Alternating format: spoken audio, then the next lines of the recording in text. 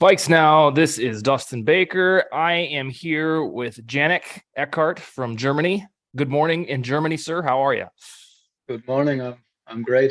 How are you? Not bad. We had you on about 4 or 5 weeks ago, and we talked about your concerns for the team, and we joked off air that you probably came off as a negative Nancy Vikings thinker, but you're not. So I promised we'd bring you back for some training camp takeaways, which I don't think will be a platter of negatives. So we'll talk about camp. Anything on your mind that you want to get off your chest before we get started? Now let's go. All right. So we have, I'll say 3 days in the books of on the field training camp. It's really like 2.25 because today there wasn't much other than Jared Allen's induction into the Ring of Honor. So I asked you to come up with about 5, 6, 7 things, I guess, developments, things we've learned, surprises. So why don't you kick us off from Vikings training camp from the first couple of days, one thing that stood out to you? So I start with Kirk Cousins, but not with the weird discourse about meaningless off the field stuff. I want to start with all the reports indicate how sharp he looks, comfortable with the playbook, and just looks great from the get-go. And it's a big year for him, so that's a big deal. It is. It's a tell-all year in the sense that he gets out from underneath the Mike Zimmer shadow, and I don't think there's anything necessarily wrong with the way that Zimmer ran operations, especially in the first 6 years. But if you're going to pay a quarterback, $30 to $40 million per season, but you still just want to run the football, it never really clicked like I think Rick Spielman wants. So I think the fuss you're talking about that isn't the takeaway is the him spending time with his family controversy, or the Adafa Mensa saying that we don't have a Tom Brady in the huddle. Are those the ones that you're hinting at? Yeah, so weird. Yeah, it is. But this is the way it goes for this quarterback. It's just kind of par for the course that he's a lightning rod. So, all right. So Cousins looks sharp. I think the Vikings are hoping for a little Stafford voodoo from him that they can do with Cousins, what Stafford did in Los Angeles. What's your second thing on your mind about Vikings training camp? Second thing, Andrew Booth. He looks like a dog. Mm-hmm. Was the first thing I recognized when I watched his college tape, that he's just relentless. He's competitive. He always talks after every play, and he's great. But Densler is fighting for his job. He looks great as well. The reports are true, so I think we got a great battle there. Yeah, it's a cool problem to have, because I remember when I first started this show in March, going through the team's biggest weaknesses. At that time, it was Dantzler and like Harrison Hand for the cornerbacks. And I remember thinking, like, they can't see what I see because all they got is Dantzler, because we didn't know Peterson was coming back. Is there a scenario, if this keeps up for Booth, that you could see Peterson not starting on the outside? I thought so in the offseason, but right now I think Peterson has his job secured. Maybe in a few weeks in the season, it's possible, but probably at the start it's Peterson and one of the others. Okay, so in that case, yeah, I don't know if Dantzler would be guaranteed a job week one.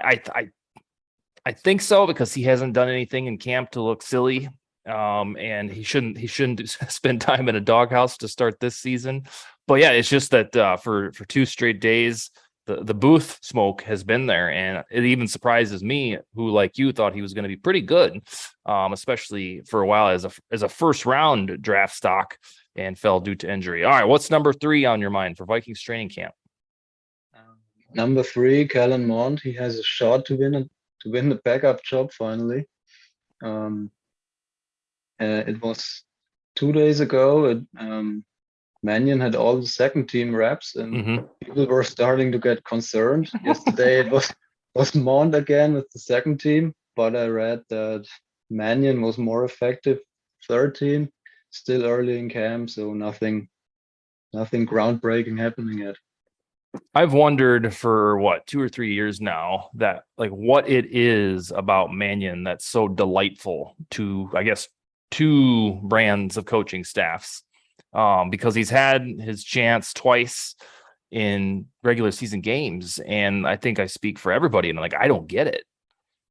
It's probably his height, 6'6". People just think that that's how a quarterback has to look. I don't Yeah. know what this. Well, I'm 6'5", and I can't play quarterback. I played a decent power forward in high school in basketball, but not quarterback. So, all right, Mond gets a fair shake, probably end up winning the QB2. And then I guess the interesting part there for guys like you and me and other folks is who crunched the 53-man roster. It'll be interesting to see if Mannion makes that, because historically the Vikings only keep two. And I think the Rams only keep two last year going into the thing? Rams had two, and the Browns had as well until they got the COVID scare. Okay, so yeah, that would indicate that possibly one man would be on the chopping block to save a roster spot for somebody on defense, or one of these running backs or wide receivers that'll have to be cut. Rams always had two, even Mhm. with Jared Goff. They had Wofford, Yeah, who started a playoff game, and yeah, so they only had two, and Wofford kind of like a Mannion, a bad backup. Just you don't want him on the field. yeah. I think I told this story on the Trend Zone show that I do that covers the broad NFL. That was that 2 years ago in the playoffs, and they were going to, I think, the second round. Maybe it was just the first wild card round, but Goff hurt his hand or his thumb or something. And the world was like, well, they've got Wolford.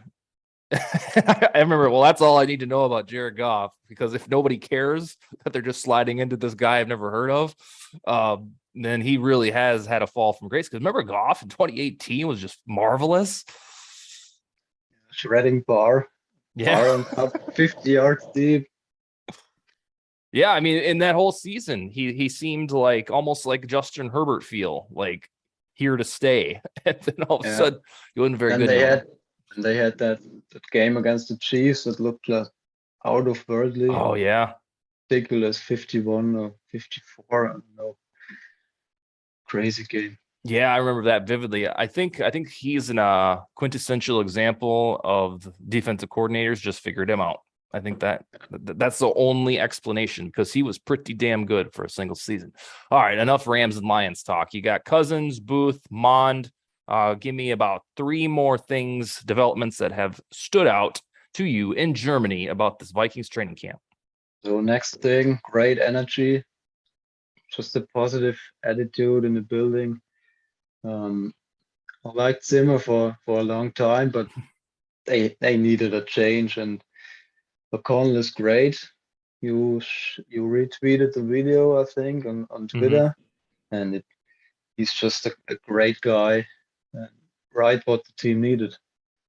Yeah, so the reason I retweeted that one is because there's a lot of stuff on social media and Twitter, especially like the videos, like the Viking stuff, and just videos in general, that I'll watch and be like, "It's all right. This was a catch. Like, let's get over this," or this was a cool joke on this silly video, not something worthy of my attention. But I was like, all right, I'll watch this one, and even I was like, God, this just feels a lot different. And like you, I enjoyed Zimmer because of the way that he instantly restored the Vikings from the Leslie Frazier era. I really enjoyed having a team that was defensively sound, because it always felt like you had a chance to be in the mix. And so when I watched that clip that you're talking about, I think it was 1:46. I was like, God, now this really feels like a change of pace. So that energy, I agree. All right, give me two more. What else standing out? So next thing, we have two deep sleepers to make the roster and maybe even an impact. First one is Myron Mitchell, wide receiver, undrafted in 2021. And every report I read, it's just Myron Mitchell made a catch. Myron Mitchell had a great catch.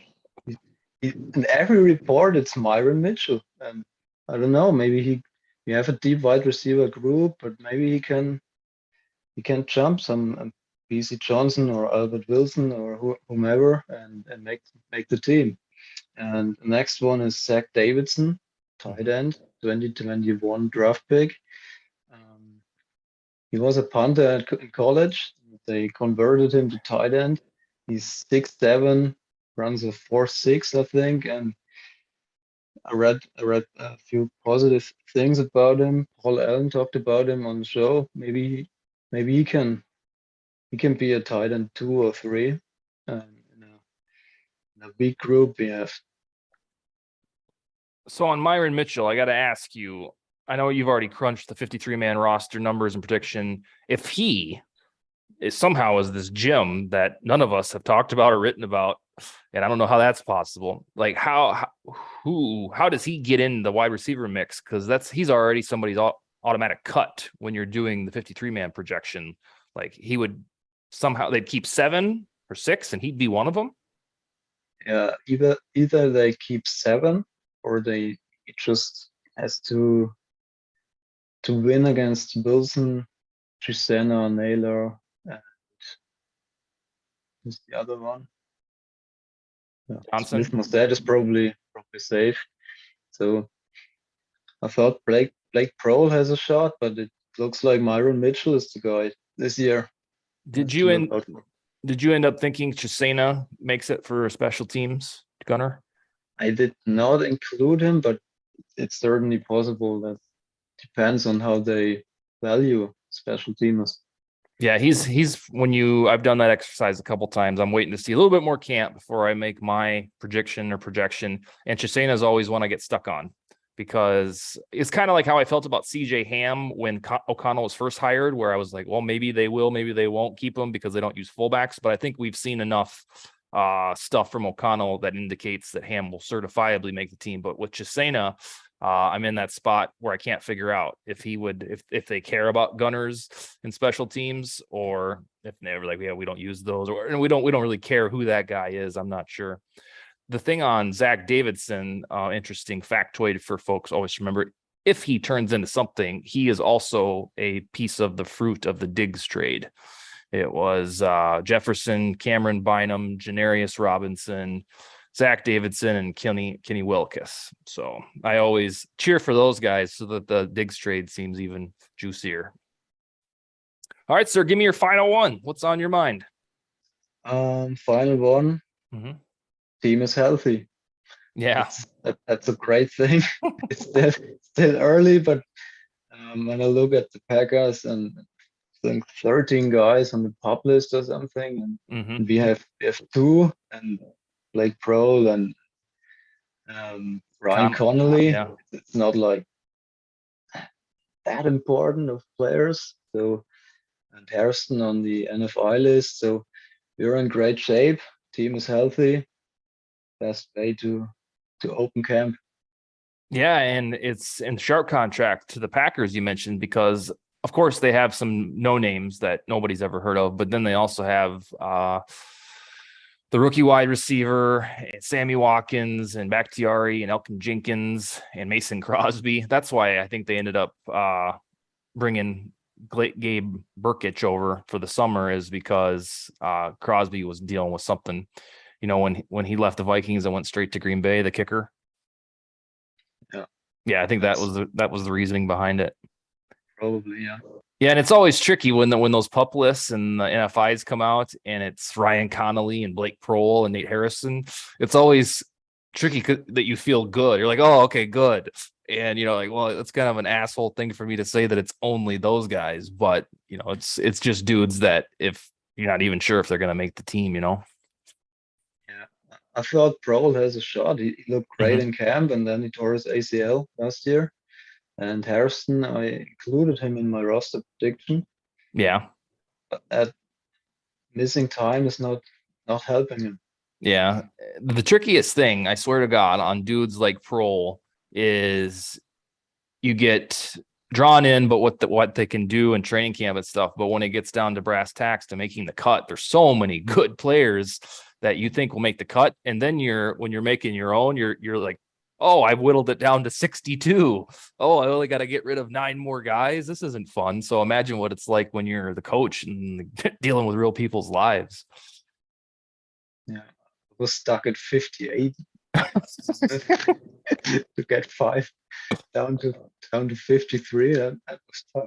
It is, yeah. It's easy when you're talking with your friends or whatever, people on the internet, when you're like, oh yeah, they'll keep all those running backs, and oh, I think Myron Mitchell will make it. And but when you start doing the exercise, you're like, yeah, that shit ain't happening, because stuff, you got to pay the piper somewhere, and they're not just going to skimp like on defense to keep a bunch of who the rest of the world doesn't know Myron Mitchell, or probably don't even know Chai Chandler yet. But yeah. All right, sir. When are you available to come back? Next week or so? Sure, whenever you want me on. All right, cool. Well, we'll go over week 2 of camp leading up to the first preseason game, which takes place is it 2 weeks from Sunday, I believe, right? Or is it, no, 2 weeks from Saturday, tomorrow. Yeah. Today for the folks that will be watching it on Today, Saturday. yeah. All right, that's all we got for VikesNow, and Skol, baby.